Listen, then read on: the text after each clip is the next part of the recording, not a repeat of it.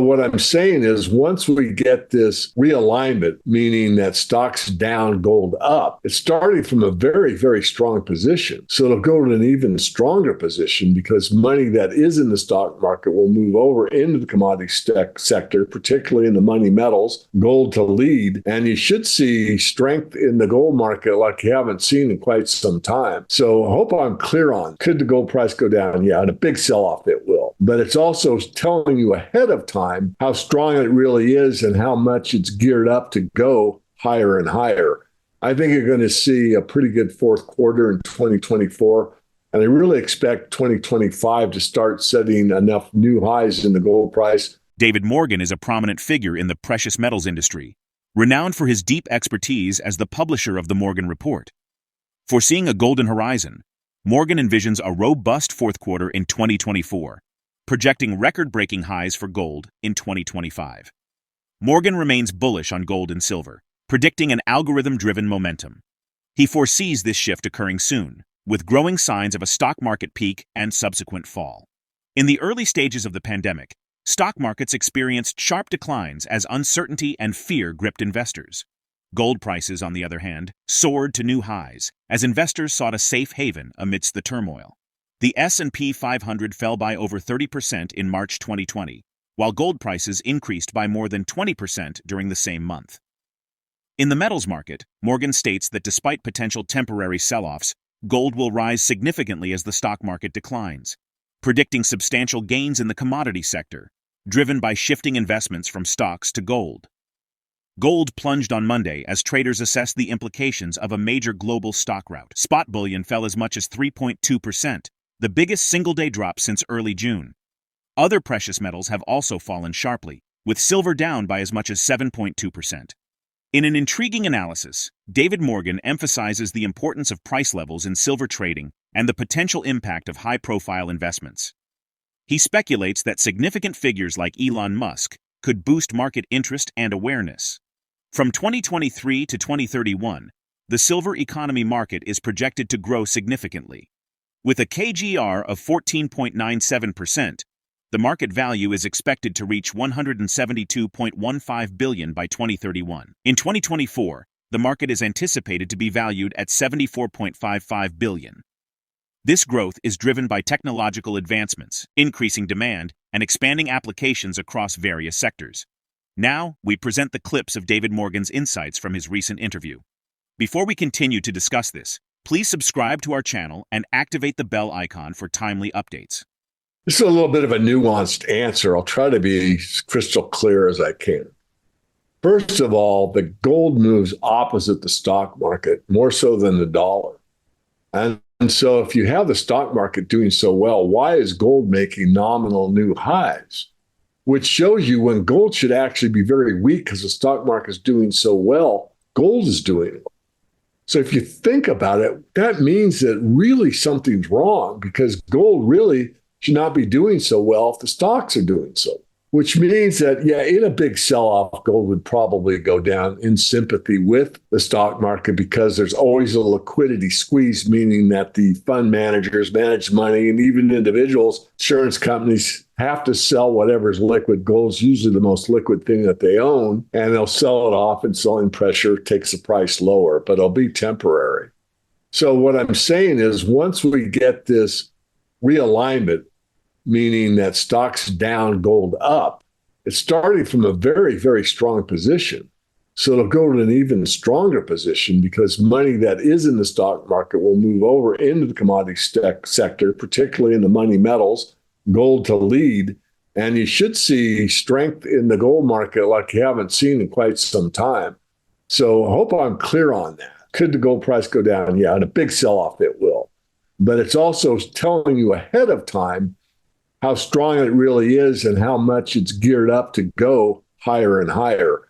I think you're going to see a pretty good fourth quarter in 2024. And I really expect 2025 to start setting enough new highs in the gold price, silver to participate, that more and more people and also entities, meaning, pension funds, insurance companies, managed money, hedge funds, family offices to come into the sector again. Nothing feeds these algorithms more than momentum.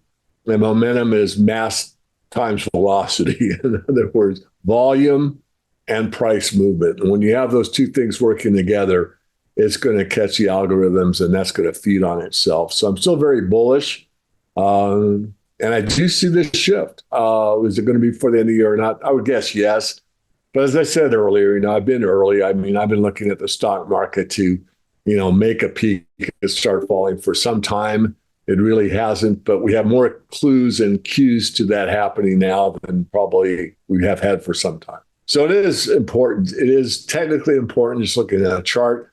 It's also psychologically important because people, especially when you're in a leveraged investment like the futures markets, you want to not only trade with the trend, but you also want to have some level of confidence that you're getting in at a level where you're above support or near support so that you have an amount of confidence. And that feeds on itself. And then, of course, it goes to a new level and then it gets overbought, it sells off, and then a new support level has to build. But it kind of stair steps up. Going to what you implied is there's very little upside resistance on silver above about 33. And once you get to that level, will we beat a 50, 3 days later? And the answer is no, but it could accelerate, especially if depending on internet chatter, if a big participant comes in. I don't expect Warren Buffett to buy silver again. But if you get, let's say, Elon Musk buys a large silver mine or buys stock in a large silver producer or puts his own silver refinery in somewhere, or something along those lines. And I'm just saying Elon as an example. It could be someone else somewhere else. But all of a sudden, there's some big news in the silver market that will bring awareness instantly. And a lot of people that haven't even thought about silver might start to look at the market and maybe run across this interview and say, really? Oh, that doesn't make any sense. You mean we're using up more silver than we're mining and recycling? You got to be kidding me. And once they determine that for themselves, they'll say, oh, my goodness, the dynamics of silver look pretty good. And heck, inflation adjusted, it's really cheap. I'm going to take a X position in my portfolio in the silver market. And it's a small market. So once you cross that threshold, you could see this market really accelerate. Highlighting the importance of silver, DavidMorgan notes that military equipment relies on it for its efficiency in batteries and circuitry. He underscores that increased military activity would drive up silver demand as weapons are destroyed and replaced. The precise effect depends on the extent of the conflict. The persistently high demand has precipitated a marked increase in silver prices, with the commodity reaching $28.84 an ounce, the highest closing value in over a decade. This trend is likely to continue as the demand-supply gap widens. For investors, this presents substantial opportunities in the silver mining and photovoltaic manufacturing sectors. Silver continues to shine as the standout precious metal of 2024, even after experiencing a minor setback last week. The metal has significantly outpaced gold in percentage increase, marking a remarkable performance in the financial markets. According to Morgan, rising industrial and investor demand will likely push silver prices higher as supplies decrease.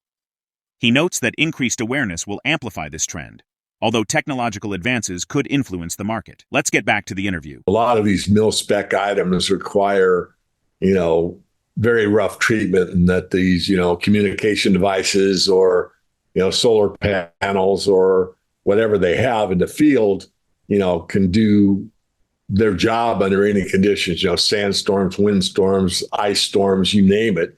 So military specification is really usually a very difficult one to meet. And because of that, it's very hardened equipment. And if you have very hardened equipment, you want the best of the best as far as power to weight ratio. From the electronic side, you're usually looking at silver batteries, not in all cases, of course, but oftentimes you are. Then if you go to the weapons side and you look at some of these missiles and torpedoes and how much silver they use in the circuitry, it's substantial.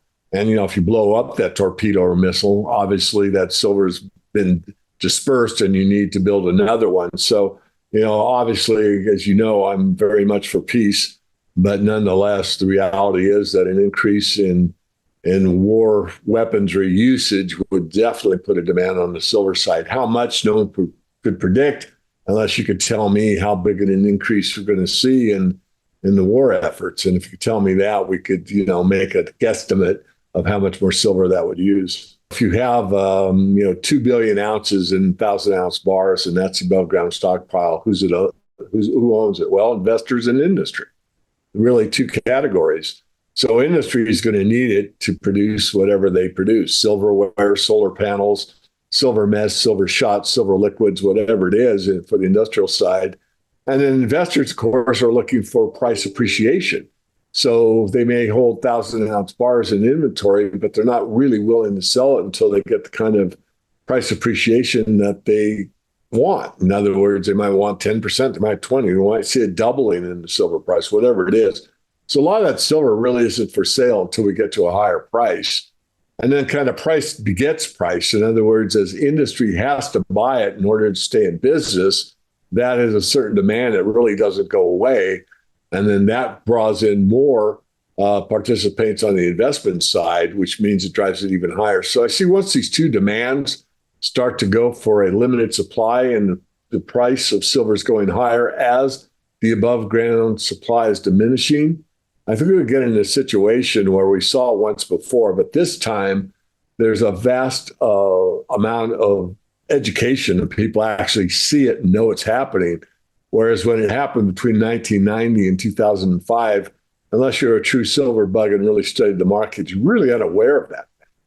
But this time around, I think with people like Matt Watson, myself, and many others that understand the dynamics, and there's a lot more awareness of the precious metals, and they see these, and they see them coming from more than one source, and they can verify them, that will be added impetus. I mean, I would almost guarantee that Elon Musk is very aware of the projection for what's going to take place with the above ground inventory of silver going on from the last couple of years as far as a decade out or more, that the silver demand cannot be met industrial side only with what we're producing with mining and recycling. There could be a shift. There could be some substitute that comes in. There could be a big discovery. There could be some vast way to recycle silver very cheaply. I mean, you have to think about the other side of the coin. Is there something we're overlooking? And yes, it's possible, but it's not very probable. So the dynamics for silver is probably as good now as they've ever been. It's just that, again, it's the education. And more people really are aware of it than the current price dynamic may indicate. Bloomberg's gold price prediction for the next 5 years is $7,000 per ounce. With access to extensive resources and expertise, their forecasts significantly shape investor sentiment.